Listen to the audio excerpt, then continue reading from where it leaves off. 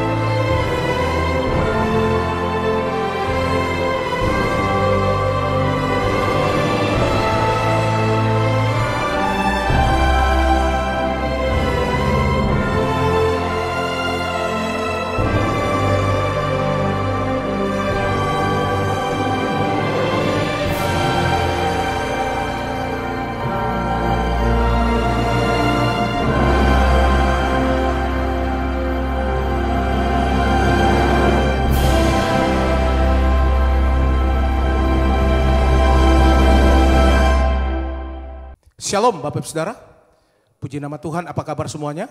Saya percaya semua dalam keadaan baik. Berjumpa kembali dengan kami di Menara Doa pada hari ini. Saya percaya saudara siapkan hatinya untuk kita akan masuk ke dalam hadirat Tuhan. Kita minta biarlah Tuhan melawat kita bersama-sama. Nah Bapak Ibu Saudara yang ada di Holy Spirit Room dan juga Bapak Ibu Saudara yang mengikuti secara online, mari kita siapkan hati kita bersama-sama. Kita minta biarlah Tuhan melawat kita. Semua doa-doa Bapak Ibu Saudara Tuhan akan dengar. Mari kita siapkan hati kita datang kepada Tuhan, kita akan berdoa Bapak Saudara. Terima kasih ya Tuhan untuk hari ini. Kembali kami datang ya Tuhan di hadapan hadirat-Mu ya Tuhan.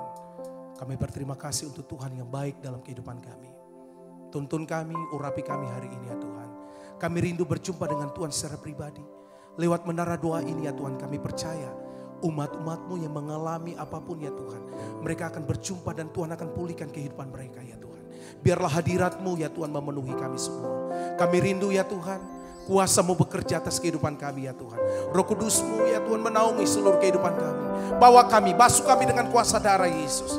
Terima kasih Roh Kudus, pimpin kami semua. Dari awal sampai pada akhirnya. Biarlah ya Tuhan, kuasa Roh Kudus-Mu ya Tuhan bekerja buat kami. Di dalam nama Tuhan Yesus. Haleluya. Mari kita siapkan hati kita bersama-sama. Di hadapan hadirat-Mu ya Bapa, ku datang dengan penuh kerinduan. Di hadapan hadirat-Mu ya Bapa, segala keangkuhan ku hilang. Di hadapan hadirat-Mu ya Bapa,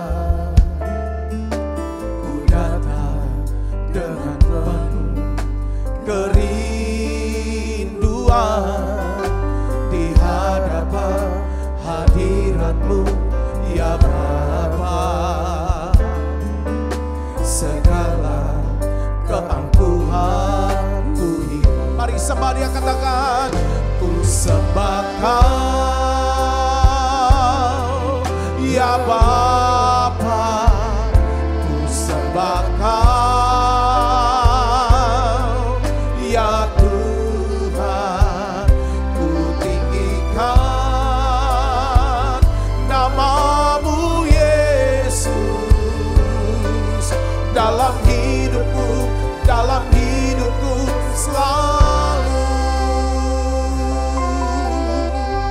Mari bersama-sama katakan. Di hadapan hadirat-Mu ya Bapa, ku datang dengan penuh kerinduan.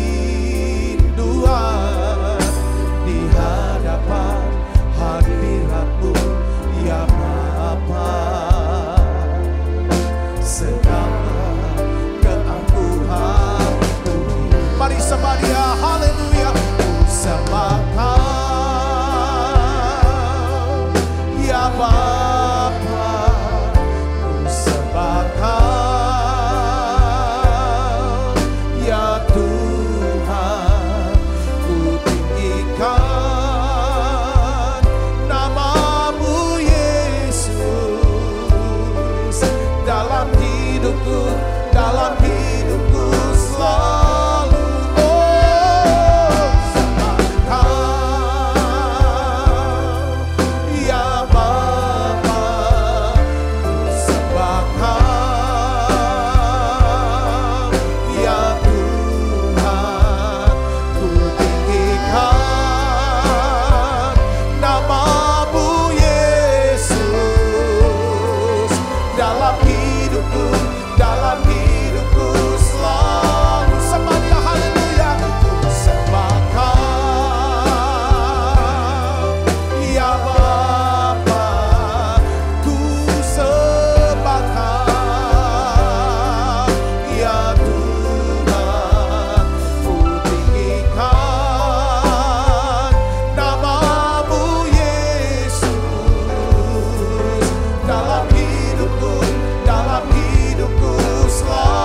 Mari datang sembah Dia Bapak Saudara. Terima kasih ya Tuhan untuk hadirat-Mu ya selalu ya Tuhan ada dalam hidup kami. Kami datang hari ini ya Tuhan, kami sujud menyembah-Mu ya Yesus. Terima kasih untuk apa yang Tuhan sudah beri dalam hidup kami. Kami tahu Tuhan baik, Tuhan luar biasa buat kami ya Tuhan Yesus. Biarlah ini menjadi doa kami. Haleluya.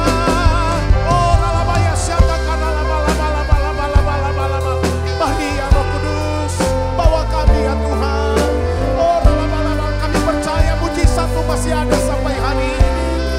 Oh lama-lama Bapa Kau baik, Kau luar biasa dalam hidup kami ya Tuhan. Ini menjadi doa kami ya Tuhan Yesus. Mari buka kedua tanganmu sembah Dia. Ku sembah Kau ya Bapa, ku sembah Kau ya Tuhan, ku tinggikan nama-Mu Yesus dalam hidupku, dalam hidupku selalu. Ku sembah Kau ya Bapa, ku sembah Kau ya Tuhan, ku tinggikan nama-Mu Yesus dalam hidupku, dalam hidupku selalu. Ku sembah Kau ya Bapa, ku sembah Kau ya Tuhan, ku tinggikan nama-Mu Yesus dalam hidupku, dalam hidupku selalu. Dalam hidupku, dalam hidupku selalu. Haleluya. Dalam hidupku, dalam hidupku selalu.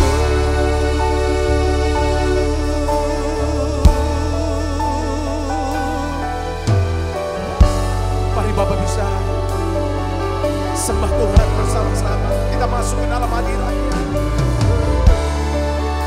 Minta saudara dipenuhi dengan hadirat Tuhan hari ini. Kami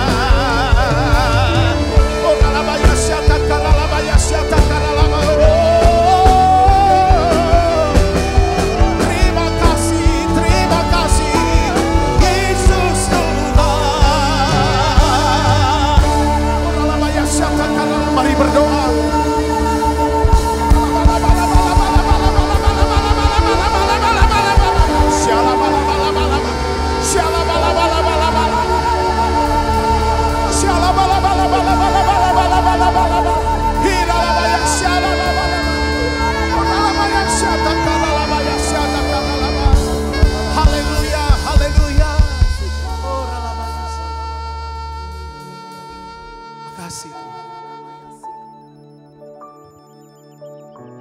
Ya Tuhan,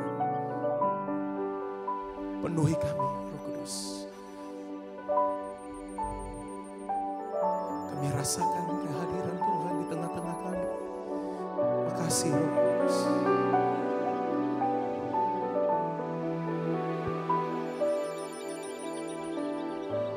Roh Kudus, ya Tuhan, basahi tanah hati kami, lembutkan hati kami. Haleluya. Hadirat-Mu Tuhan, ku rasakan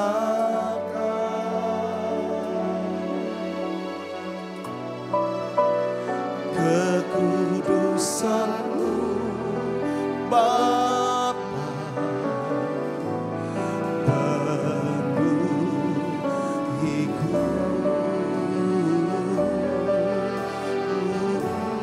Ku rindu selalu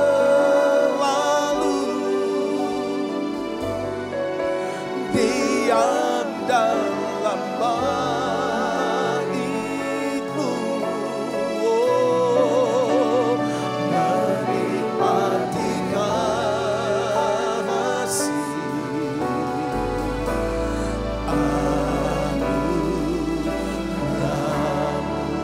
Mari datang sembah Dia. Hadirat-Mu Tuhan,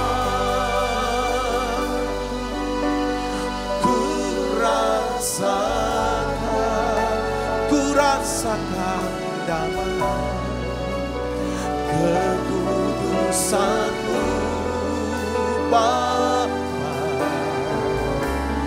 penuhiku.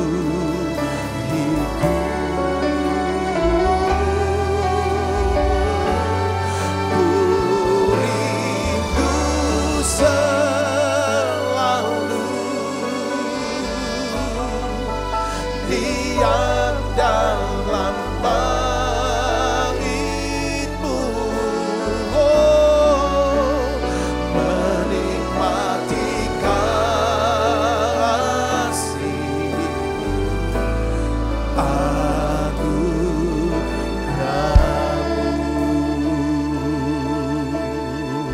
Mari dari awal katakan, saat indah ku berhadapan denganmu,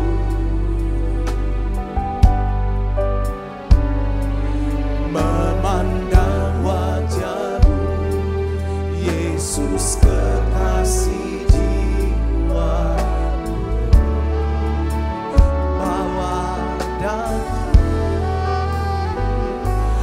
Bawa daku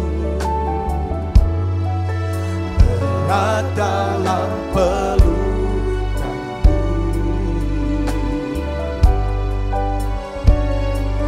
menikmati kasih dan indahnya hadirat-Mu. Mari angkat kedua tanganmu, sembah Dia. Hadirat-Mu Tuhan, ku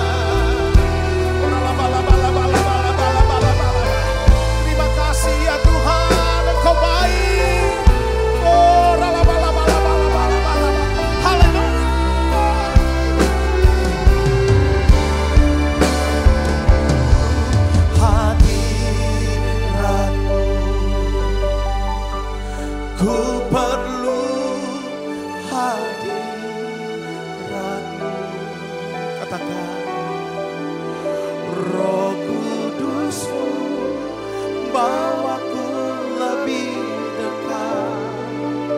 Roh Kudus-Mu mengalir dalamku, ku perlu hadirat-Mu. Yes Lord, ku perlu hadirat-Mu.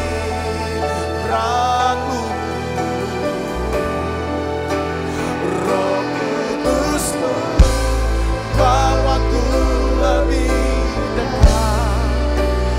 Roh Kudus-Mu mengalir dalamku, ku menyembah-Mu.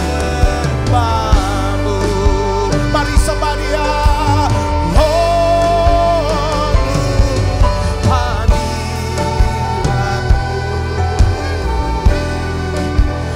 Roh Kudus-Mu bawaku lebih dekat. Roh Kudus-Mu mengalir dalamku, ku perlu hadirat-Mu. Ku perlu hadirat-Mu.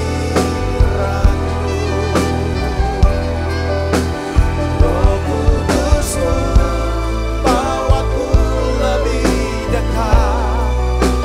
Roh Kudus-Mu mengalir dalamku, ku menyembah-Mu. Mari sembah Dia. Oh, ku perlu hadirat-Mu. Ku perlu hadirat-Mu.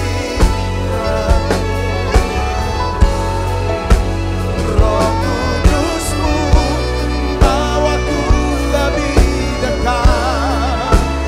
Roh Kudus-Mu mengalir dalamku, ku perlu hadirat-Mu. Oh, ku perlu hadirat-Mu. Roh Kudus-Mu bawaku lebih dekat. Roh Kudus-Mu mengalir dalamku, ku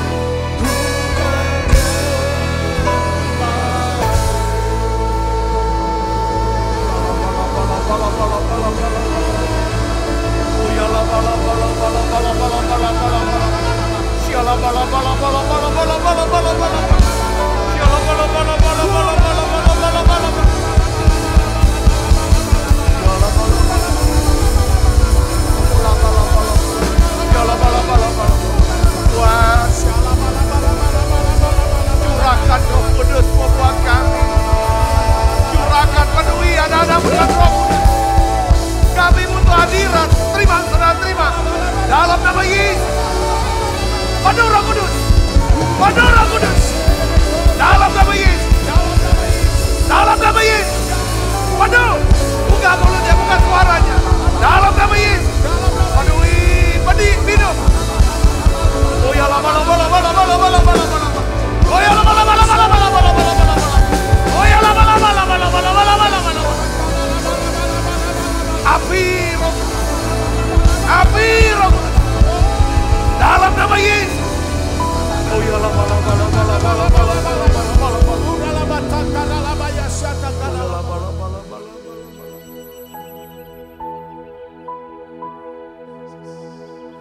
Penuhi kami. Ya Tuhan, jamah tiap kami. Penuhi kami dengan hadirat-Mu Tuhan. Permudah kami masuk hadirat-Mu Tuhan. Yesus. Oh ya lama. Oh ya lama.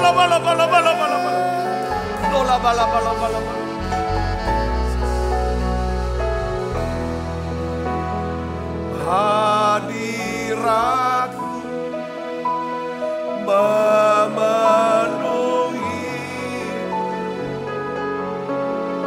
hadirat Kudus-Mu penuhi baitmu.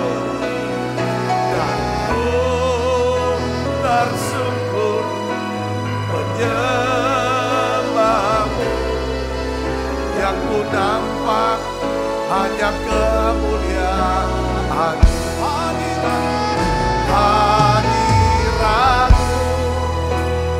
memenuhi,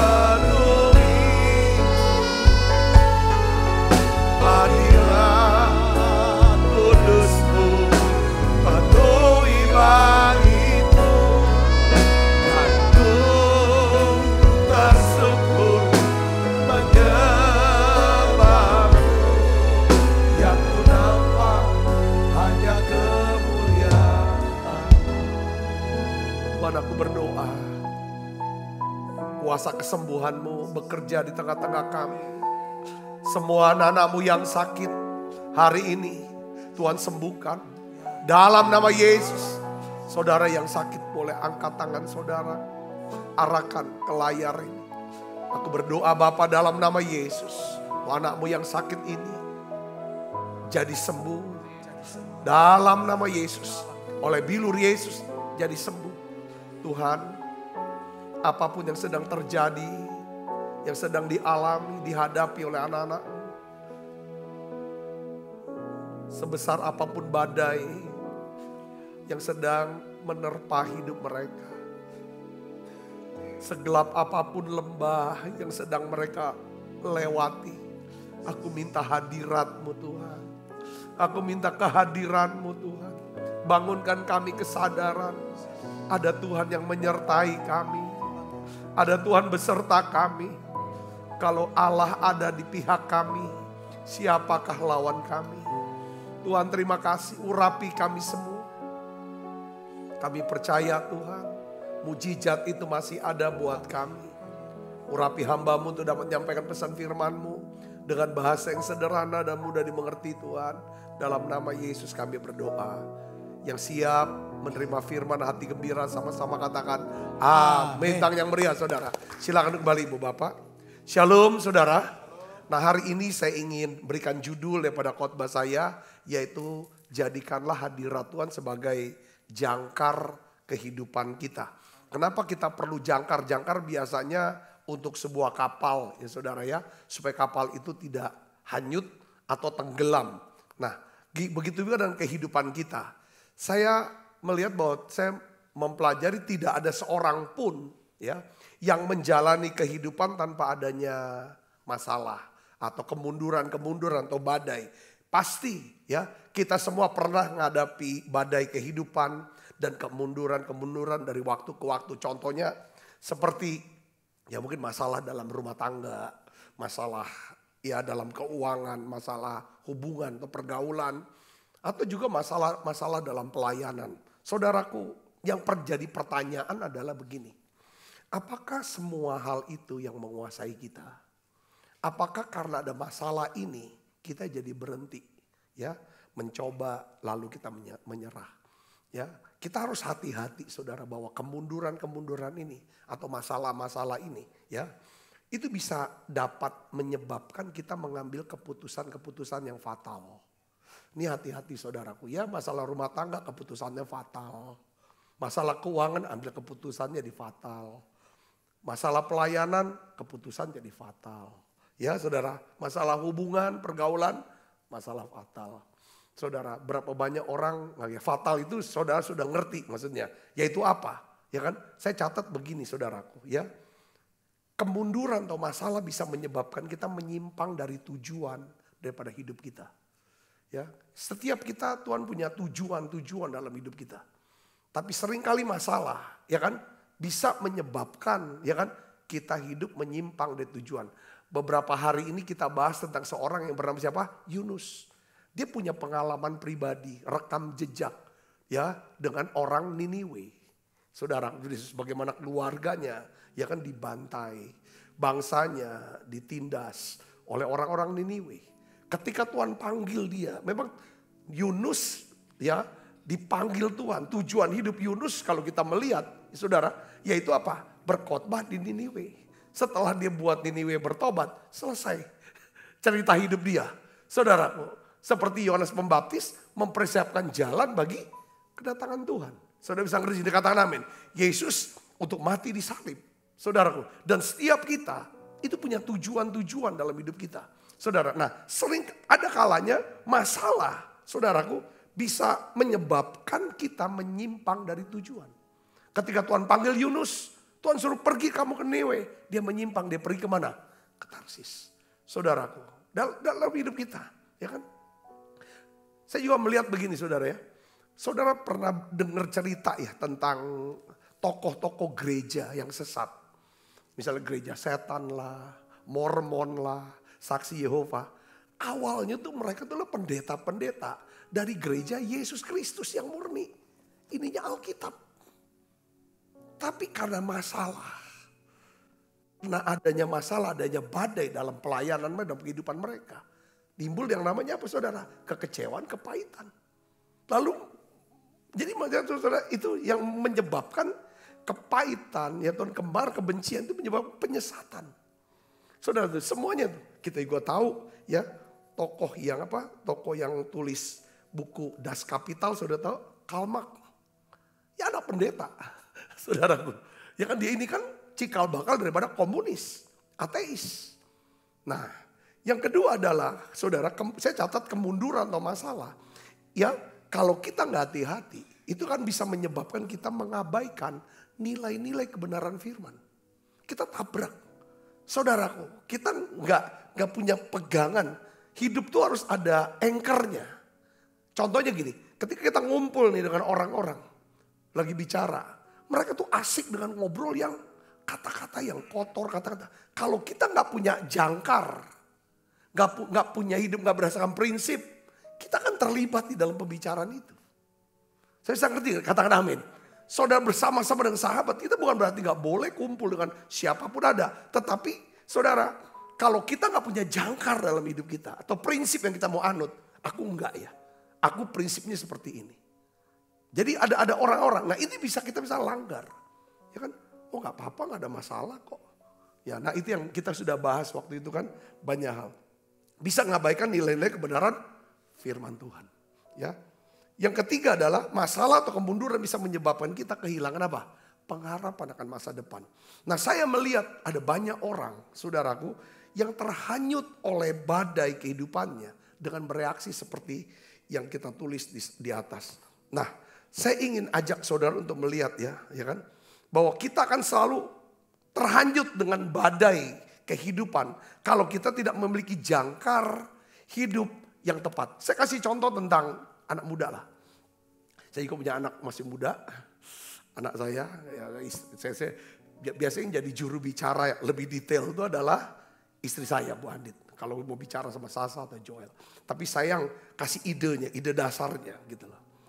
Coba kamu ngomong ya kepada si Sasa ini. Nilai-nilai daripada keluarga kita. Nilai-nilai kalau dia mau. Semua orang dia boleh bergaul. Tidak semua orang dia bisa jalan bareng. Apalagi akan pendekatan untuk jadi teman hidup. Kira-kira apa prinsip-prinsipnya, nilai-nilainya apa? Saudara bisa ngerti maksud saya? Itu harus kita bicarakan. Ya kan? Supaya ini yang dipegang. Jangan sampai lari dari itu. Ya kan? Tentang kemurnian, kekudusan, tentang semua jaga, kehormatan dan lain sebagainya. Yang ngerti katakan amin saudara. Karena kalau kita gak punya jangkar hidup kita mudah. Arusnya kemana kita ikut kemana.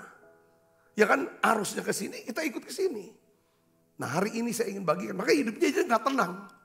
Hidup kita akan tenang kalau kita punya jangkar. Nah apa jangkar saudara? Saya melihat kalau dalam hidup kita, ya jangkar yang tepat dalam hidup kita, itu cuma salah satunya adalah apa? Hadirat Tuhan. Coba kita baca sama-sama Alkitab kita. Mazmur 23 ayat yang keempat. Kita baca sama-sama saudara. Mazmur 23 ayat 4. Kita baca 1, 2, 3. Sekalipun aku berjalan dalam lembah kekelaman, aku tidak takut bahaya. Sebab engkau besertaku, gadamu dan tongkatmu itulah yang menghibur aku. Saudara perhatikan di sini ya. Pemazmur mengatakan bahwa sekalipun aku berjalan dalam lembah kekelaman, aku tidak takut bahaya. Sebab apa? Engkau besertaku. Saya mau katakan begini saudaraku. Hadirat Tuhan adalah jangkar terbesar dan terkuat dalam setiap badai hidup kita. Katakan amin. Katakan amin. Saya ingin saudara ya, saat saudara merasa mau putus asa, ingatlah saudara tidak sendirian sebab ada Tuhan yang menyertai kita. Katakan amin. Pastikan dalam hidup kita, saudara, ini jangkar saya ini hadirat Tuhan. Ada Tuhan yang sertai saya. Kalau kita lihat ya, ada satu anak muda namanya Yusuf. Ya dia keluar dari rumah, nggak tahu umur berapa, belasan tahun lah. Taruhlah paling tua dia 17 tahun, masih remaja. Seperti saudara-saudara yang ada di Holy Spirit Room, beberapa orang ini. Saudara, kita melihat satu yang jadi jangkar hidup dia, itu hadirat. Alkitab katakan waktu dia dibuang ke sumur, dia dijual jadi budak. Waktu dia bekerja jadi budak. Kalau saudara baca di Kejadian pasal 39. Alkitab itu katakan begini. Tuhan menyertai Yusuf. Sehingga ia menjadi seorang yang selalu berhasil dalam pekerjaannya.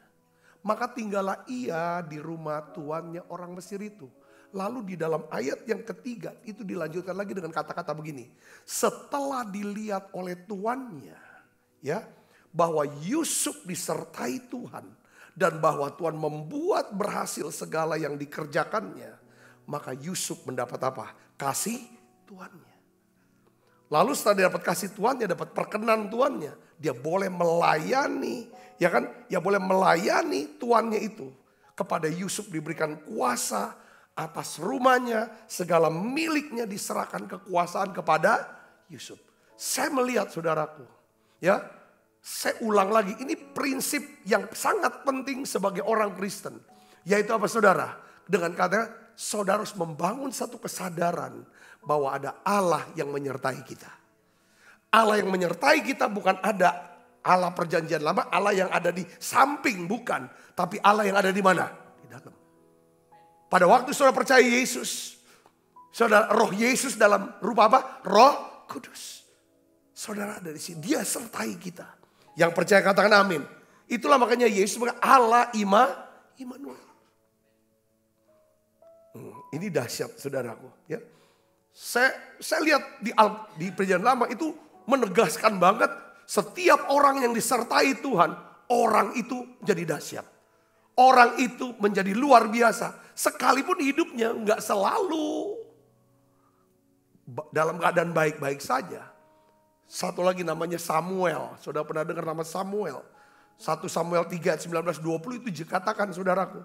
Samuel makin besar dan Tuhan menyertai dia. Tidak ada satupun dari firman-Nya yang dibiarkannya gugur. Maka tahulah seluruh Israel dari Dan sampai Betsheba bahwa kepada Samuel dipercayakan jabatan nabi Tuhan. Jadi saudaraku, ya kan, Samuel bisa sukses. Jadi apa saudara? Dia pegang peran sebagai nabi, sebagai imam, sebagai raja pada waktu itu. Sebelum orang Israel minta raja, lalu diberikannya Saul. Saudaraku, Saul digantikan oleh Daud.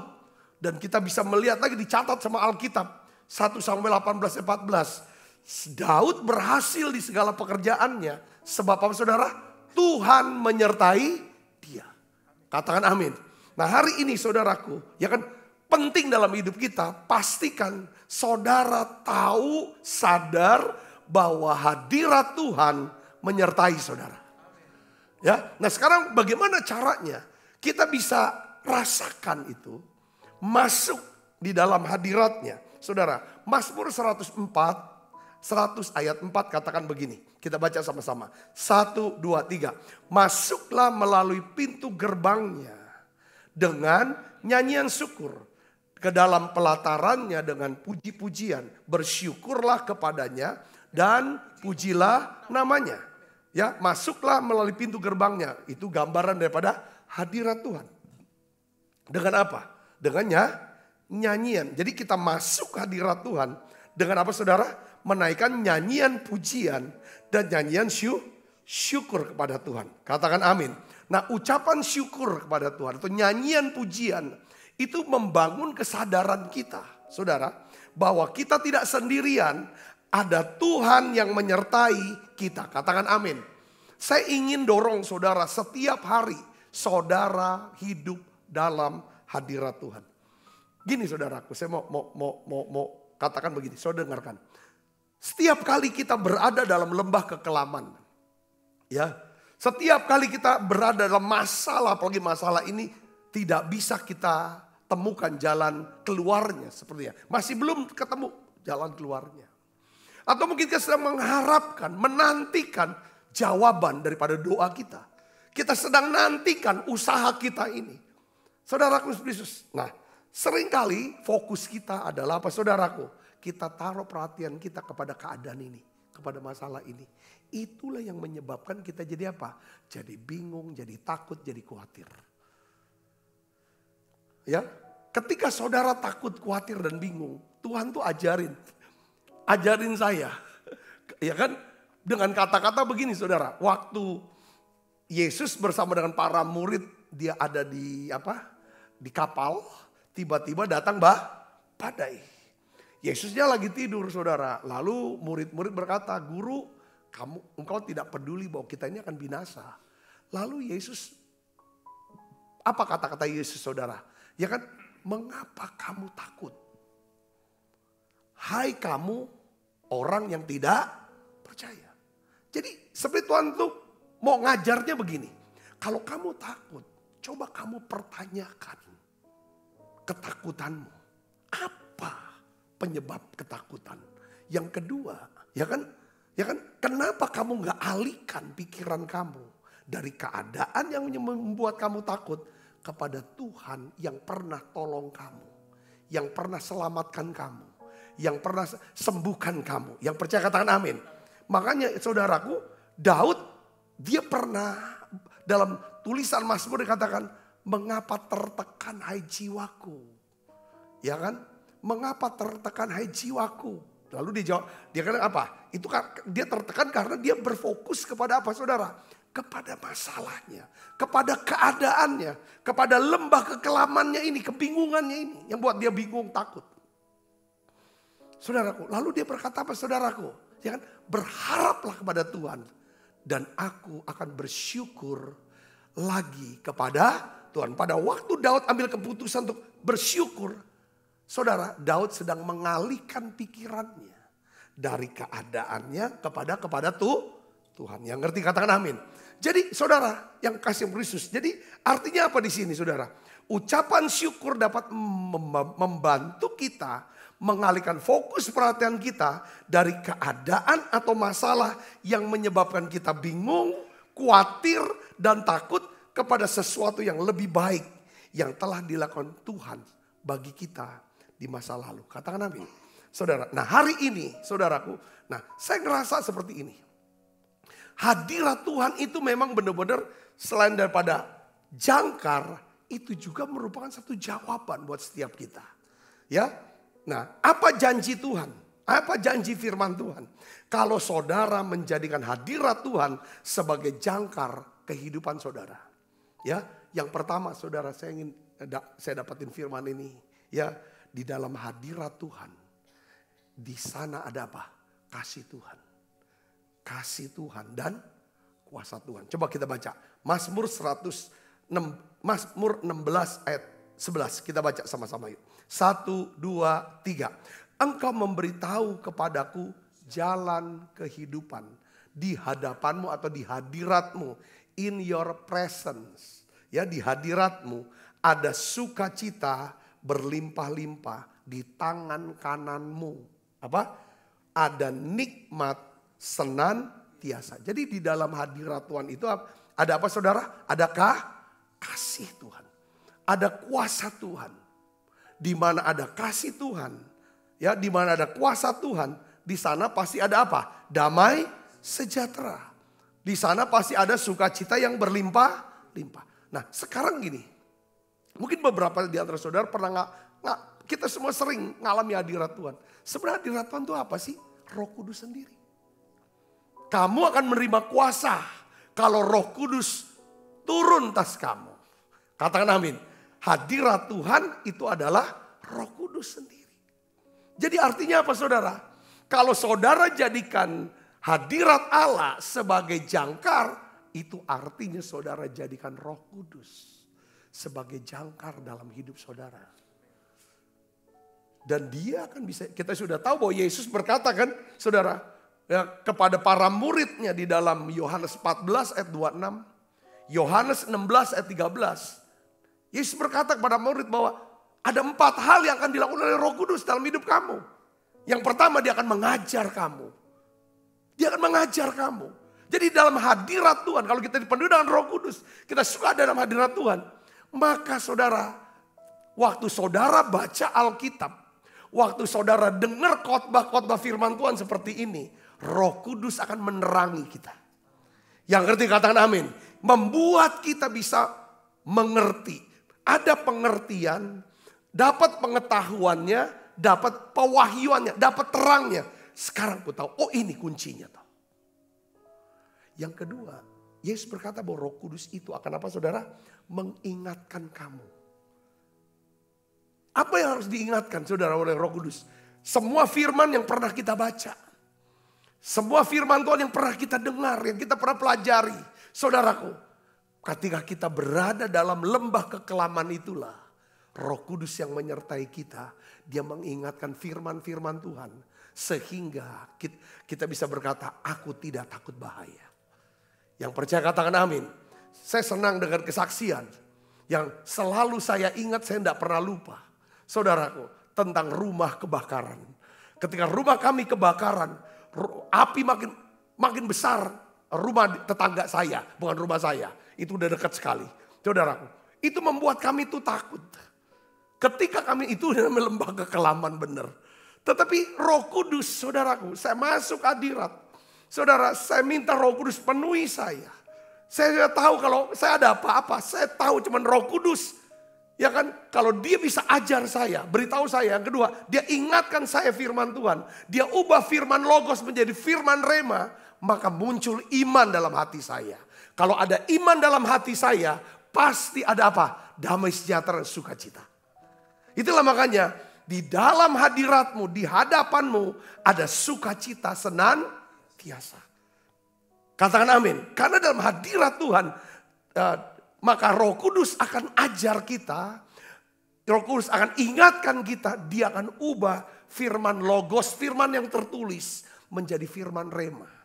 Firman rema inilah yang akan menimbulkan iman.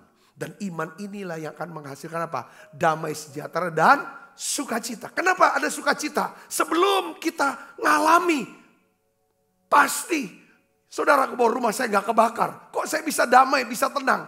Karena Roh Kudus yang memberikan saya ketenangan itu. Dan betul saudara, ketika ada satu konfirmasi di debatin, ya kan, ada damai, ada sukacita, saya tahu Tuhan lindungi rumah itu. Dan betul saudara, ya kan, rumah kami tidak terbakar. Jadi ada banyak hal dalam hidup kita. Kalau saudara mengalami lembah kekelaman, masuk hadirat Tuhan. Maksudnya masuk hadirat Tuhan adalah saudara bergaul dengan Roh Kudus. Minta Roh Kudus. Yang kata Yesus, dia akan mengajar kamu. Ajari aku Tuhan, karena aku gak tahu apa yang harus aku buat. Apa yang harus putuskan. Ingatkan firman-firman itu. Ubah setiap firman menjadi hidup firman itu. Katakan amin. Berkali-kali ketika saya menghadapi masalah untuk anak kami saudara. Yang pertama Sasa. Dari kuliahnya berkali-kali. Sampai dia lulus kuliah pun. Kita ngalami seperti kayak ada pergumulan. Seperti kayak masuk dalam lembah kekelaman. Apa yang Roh Kudus ajar sama saya? Apa yang Roh Kudus beritahu pada saya? Apa yang Roh Kudus ingatkan? Roma 10 ayat 11. Apa itu isinya? Barang siapa yang percaya tidak akan dipermalukan. Barang siapa percaya tidak akan dipermalukan. Malah dipermuliakan. Yang ngerti katakan amin. Itu firman yang biasa. Tapi ketika Roh Kudus hidupi, itu jadi rema. Seperti ada pengertian. Itu Lucifer sedang nungguin untuk mau mempermalukan kamu. Kamu bisa ya kan bawa orang masuk hadirat. Bagaimana pelayanan kamu. Orang lihat. aku akan buat anak kamu. Tapi saudara, saya pegang firman ini. Seperti Yesus berkata, ada tertulis. Katakan amin saudara, ada tertulis. Ya kan? Barang siapa percaya tidak akan dipermalukan. Yang percaya katakan amin. Dan saya melihat bagaimana tangan Tuhan. Walaupun tidak ada dasar untuk kita percaya atau berharap. Tidak mungkin dia bisa lepas dari lubang ini, jarum ini. Lolos. Saudara, saya sedang menguatkan saudara bahwa setiap kita gak pernah lepas daripada apa sih? Karena badai-badai, kemunduran atau yang saudara lembah kekelaman ini. Tapi pastikan Roh Kudus, hadirat Allah jadi jangkar, pegangan. Kalau ada apa-apa, cari Roh Kudus. Masuk hadirat Allah maksudnya. Katakan amin. Di sana dia akan ajar kita, dia akan ingatkan kita, dan dia akan bimbing kita. Bimbing kita, apa yang harus kita ucapkan, apa yang harus kita buat di masa-masa sulit ini. Supaya kita gak terhanyut, supaya gak terbuang, supaya kita gak tersesat. Katakan amin. Bahkan Roh Kudus, saudara, apa yang membuat di hadirat ada sukacita? Bahkan Roh Kudus dia akan memberitahu hal-hal yang akan terjadi. Dia akan beritahu, ini akan ujungnya akan ke sini. Saudara, kita gak usah cari fortune teller. Kita gak usah cari peramal. Saudara, karena tidak ada satupun termasuk iblis yang tahu akan masa depan kita. Saudara, mereka cuma tahu masa lalu kita. Masa lalu hidup kita. Hanya Tuhan yang tahu. Namanya siapa? Roh Kudus. Dia akan beritahu pada kita karena dia mengasihi kita. Yang kedua, saudara, saya ingin beritahu begini. Kenapa kok penting saudara dalam hadirat Allah sebagai jangkar? Saudaraku, firman Tuhan katakan ya di dalam Roma 8 ayat 38 sampai 39. Sebab aku yakin bahwa baik maut maupun hidup, baik malaikat-malaikat maupun pemerintah-pemerintah, baik yang ada sekarang maupun yang akan datang, atau kuasa-kuasa, baik yang di atas maupun yang di bawah, ataupun sesuatu makhluk lain tidak akan dapat memisahkan kita dari apa? Kasih Allah yang ada di dalam Kristus Yesus Tuhan kita. Artinya apa? Apapun yang terjadi. Kedua, apapun yang terjadi dalam hidup kita, kasih Tuhan selalu menyertai kita. Katakan amin. Kasih Tuhan itu ada di mana? Di dalam hadirat Tuhan. Ada di mana? Roh Kudus itu. Karena kasih Allah dicurahkan ke dalam hati kita oleh Roh Kudus yang dicurahkan ke dalam hati kita. Katakan amin saudaraku. Ya, jadi kebenaran firman ini menguatkan. Nah, ada yang ketiga yang saya mau ngomong begini saudara. Tentang hadirat Tuhan. Kenapa kok penting saudaraku? Saudara hidup dalam hadirat Tuhan. Hadirat Tuhan itu jauh lebih penting dari apapun. Dari keadaan kita. Katakan amin. Ya, hadirat Tuhan atau hubungan kita dengan Tuhan itu jauh lebih penting dari segala apapun. Tadi pagi saudara, saya teringat lagi tentang satu firman yang bicara tentang pohon korma. Ya, itu ada di dalam Mazmur 92 ayat 13. Saya ingin ajak saudara untuk lihat dan kita baca sama-sama. Mazmur 92 ayat 13. Kita baca yuk. 1, 2, 3. Orang benar akan bertunas seperti pohon korma. Akan tumbuh subur seperti pohon aras di Libanon. Kenapa orang benar? Ya kan? Itu diumpamakan, dia akan bertunas. Dia akan bertunas, bertumbuh, berbunga, berbuah. Seperti pohon korma. Saudara pernah kan dapat lihat video tentang pohon korma? Pernah ya, waktu itu viral tuh. Pohon korma, bagaimana pohon korma itu ditanam. Ya, di padang pasir. Ya kan bijinya itu saudara ditindik dengan batu besar. Saudara, jadi kita lihat gini, kalau kita perhatikan keunikan daripada pohon korma, ya kan? Bagaimana kok pohon ini bisa tumbuh subur di lingkungan yang panas dan kering? Ya, meskipun di lingkungan di sekitar banyak pohon di sekitar dia itu mati karena teriknya matahari, saudara. Kadang-kadang tiup angin badai gurun itu, saudara, ya, yang begitu kuat. Tetapi pohon korma itu tetap tumbuh subur. Dia tidak rubuh. Apa penyebabnya? Kita sudah tahu apa? Karena apa? Akarnya tertanam sangat dalam, ya, di dalam tanah. Sehingga sudah karena akarnya gitu tertanam dalam, sehingga dia bisa menemukan air meskipun tidak ada hujan, ya. Di luar sana tidak ada hujan. Karena akarnya begitu dalam, saudaraku, sehingga waktu ada badai hajar pohon itu tidak tumbang. Apa poin apa yang kita bisa pelajari dari pohon korma di sini, saudara? Saya mau nangkapnya gini, ya. Lingkungan sekitar kita, tempat di mana kita berada, entah itu keluarga tempat kita berada, saudara berada dan lahir dari keluarga apa, ya, apa yang sedang terjadi di sekitar kita, terjadi di antara orang tua kita, semuanya di luar kendali, kita. Kita nggak bisa pilih mau lahir di keluarga mana. Orang tuanya kita bisa mau pilih yang baik-baik aja lah, cinta Tuhan. Belum tentu, mungkin beberapa di antara orang tuanya waduh begitu. Tapi meskipun kita nggak bisa kendalikan lingkungan di luar kita. Saudara sebagai anak Tuhan yang dengar firman Tuhan hari ini. Ya, mungkin saudara anak muda kah? Atau ibu, bapak, saudara semuanya. Ya, dengar baik. Ya kan? Meskipun kita nggak bisa kendalikan semua, tapi kita bertanggung jawab untuk memastikan bahwa kita ini berakar, tertanam, berakar kuat di dalam Tuhan, di dalam firman Tuhan.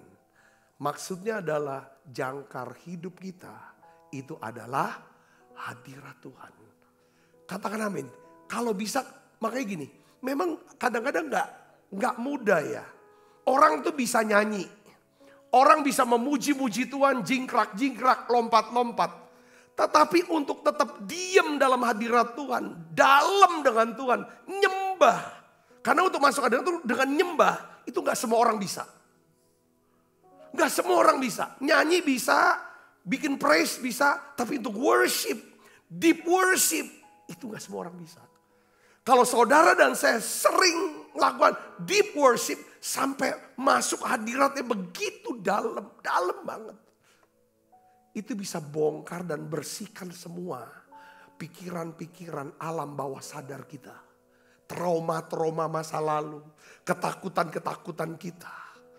Saudara, kemarahan-kemarahan kita. Ya kan, bekas-bekas yang ini yang memblocking daripada semua berkat Tuhan dalam hidup kita. Itu bisa bersih.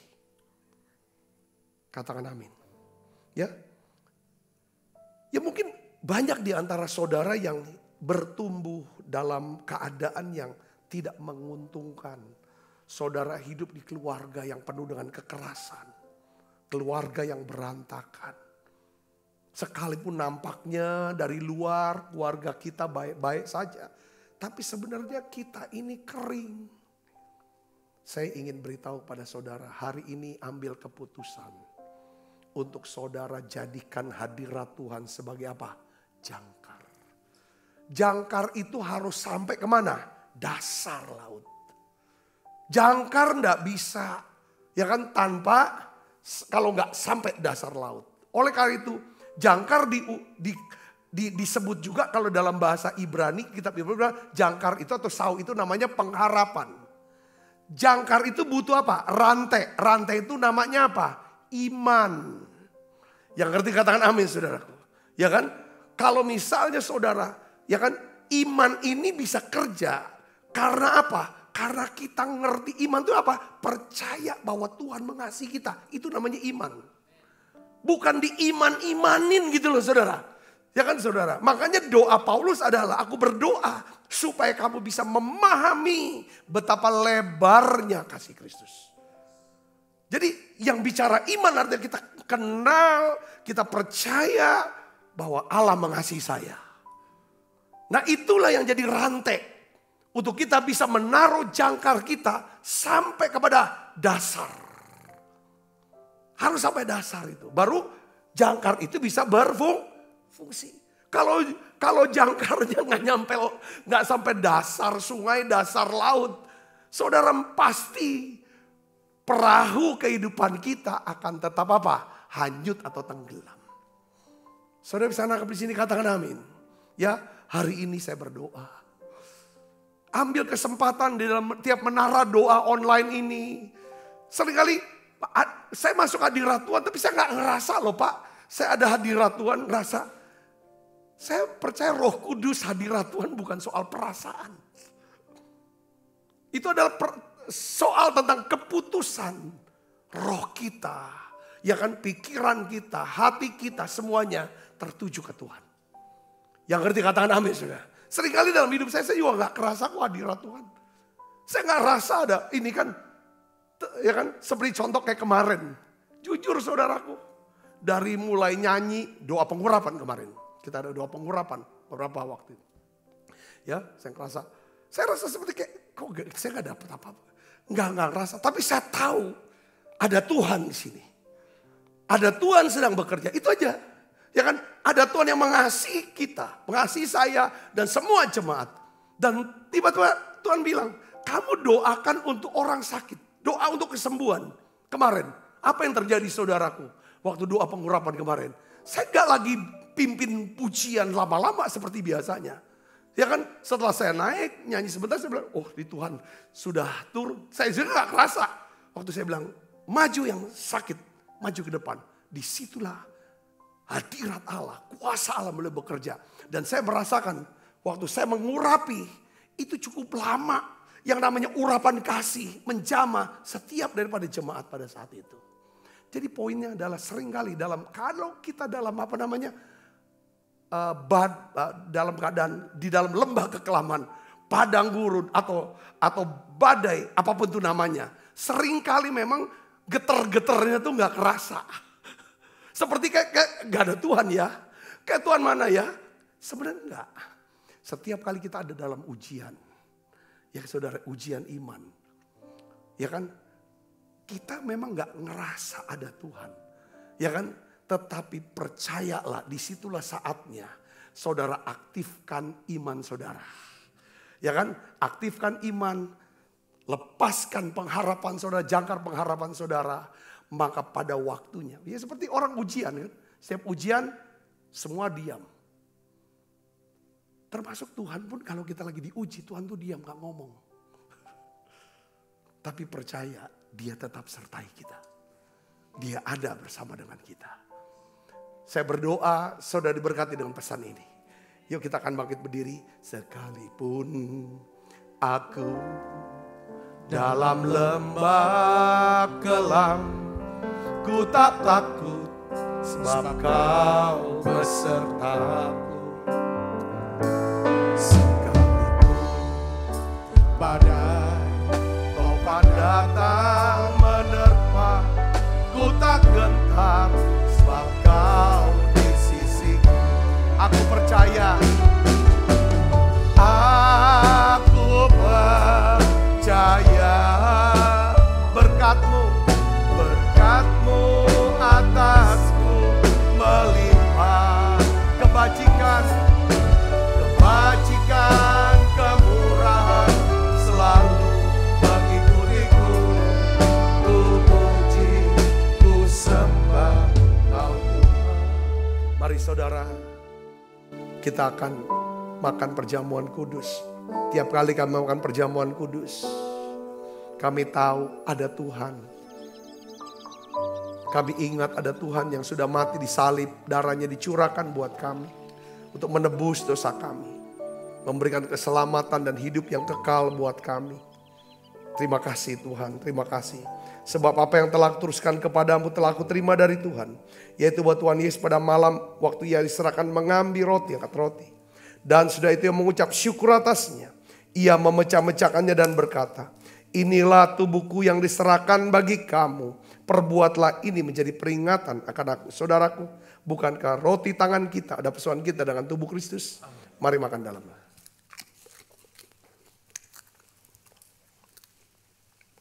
Angkat cawan. Demikian juga yang mengambil cawan sudah makan lalu berkata, cawan ini perjanjian baru yang dimeteraikan oleh darahku. Perbuatlah ini setiap kali kamu meminumnya menjadi peringatan akan aku. Saudaraku, bukankah cawan perjanjian ini yang atasnya kita ucapkan syukur ada persoalan kita dengan darah Kristus. Mari minum dalam nama Yesus. Terima kasih Tuhan. Terima kasih untuk anugerah-Mu. Haleluya. Terima kasih Yesus. Terima kasih Yesus. Beri syukur hanya bagi-Mu, ya Allahku, ya Tuhanku. Terima kasih Yesus. Terima kasih Yesus. Beri syukur hanya bagi-Mu. Terima kasih Yesus. Beri syukur hanya bagi-Mu. Terima kasih Yesus.